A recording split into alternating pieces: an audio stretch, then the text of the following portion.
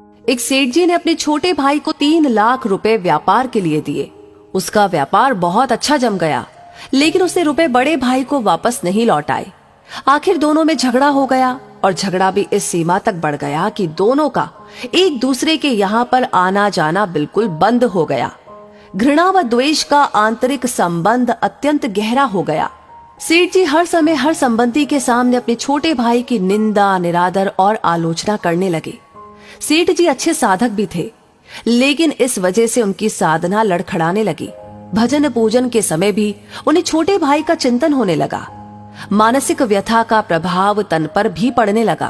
बेचैनी बढ़ गई, समाधान नहीं मिल रहा था। आखिर वे एक संत के पास गए और अपनी सारी व्यथा सुनाई। संत श्री ने कहा कि बेटा, तू चिंता मत कर, ईश्वर कृपा से सब ठीक हो जाएगा। तुम कुछ फल व मिठाइयां लेकर अपने छोटे भाई के यहाँ जाना और मिलते ही उससे केवल इतना कहना, अनुज, सारी भूल मुझसे हुई है, मुझे क्षमा कर दो। सेठ जी ने कहा, महाराज, मैंने ही उनकी मदद की है और क्षमा भी मैं ही मांगू? संत श्री ने उत्तर दिया, परिवार में ऐसा कोई भी संघर्ष नहीं हो सकता जिसमें दोनों पक्षों की गलती न हो। चाहे एक पक्ष की भूल 1% हो, दूसरे पक्ष की 99%, पर भूल दोनों तरफ से होगी।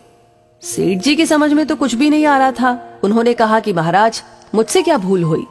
संत श्री ने कहा कि बेटा, तुमने मन ही मन अपने छोटे भाई को बुरा समझा, यही है तुम्हारी पहली भूल। तुमने उसकी निंदा, आलोचना और तिरस्कार किया, ये है तुम्हारी दूसरी भूल। क्रोधपूर्ण आंखों से उसके दोषों को देखा, ये है तुम्हारी तीसरी भूल। अपने कानों से उसकी निंदा सुनी, ये है तुम्हारी चौथी भूल। तुम्हारे हृदय में छोटे भाई के प्रति क्रोध व घृणा है और ये है तुम्हारी आखिरी भूल। अपनी इन भूलों से तुमने अपने छोटे भाई को दुख दिया है। तुम्हारा दिया दुख ही कई गुना होकर तुम्हारे पास लौटा है। जाओ, अपनी भूल के लिए क्षमा मांगो, नहीं तो तुम न चैन से जी सकोगे और न चैन से मर सकोगे। क्षमा मांगना बहुत बड़ी साधना है और तुम तो एक बहुत अच्छे साधक हो। सेठ जी की आंखें खुल गई। संत श्री को प्रणाम करके वे छोटे भाई के घर पहुंचे। सब लोग भोजन की तैयारी में थे। उन्होंने दरवाजा खटखटाया। दरवाजा उनके भतीजे ने खोला।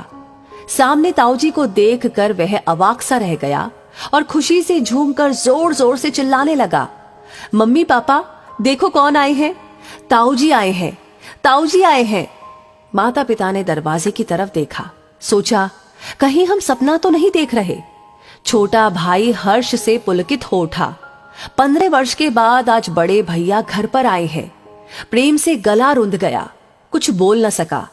सेठ जी ने फल व मिठाइयां टेबल पर रखी और दोनों हाथ जोड़कर छोटे भाई को कहा, भाई, सारी भूल मुझसे हुई है, मुझे क्षमा करो।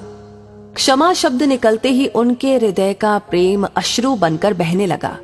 छोटा भाई उनके चरणों में गिर गया और अपनी भूल के लिए रो रो कर क्षमा याचना करने लगा। बड़े भाई के प्रेमाश्रु छोटे भाई की पीठ पर और छोटे भाई के पश्चाताप व प्रेम मिश्रित अश्रु बड़े भाई के चरणों में गिरने लगे। क्षमा व प्रेम का अथाह सागर फूट पड़ा। सब शांत, चुप और सबकी आंखों से अविरल अश्रु धारा बहने लगी। छोटा भाई उठकर गया और रुपए लाकर बड़े भाई के सामने रख दिए। बड़े भाई ने कहा कि भाई, आज मैं इन कौड़ियों को लेने के लिए नहीं आया हूं। मैं अपनी भूल मिटाने, अपनी साधना को सजीव बनाने और द्वेष का नाश करके प्रेम की गंगा बहाने आया हूं। मेरा आना सफल हो गया, मेरा दुख मिट गया। अब मुझे आनंद का एहसास हो रहा है। छोटे भाई ने कहा, भैया, जब तक आप ये रुपए नहीं लेंगे तब तक मेरे हृदय की तपन नहीं मिटेगी। कृपा करके आप ये रुपए ले लीजिए।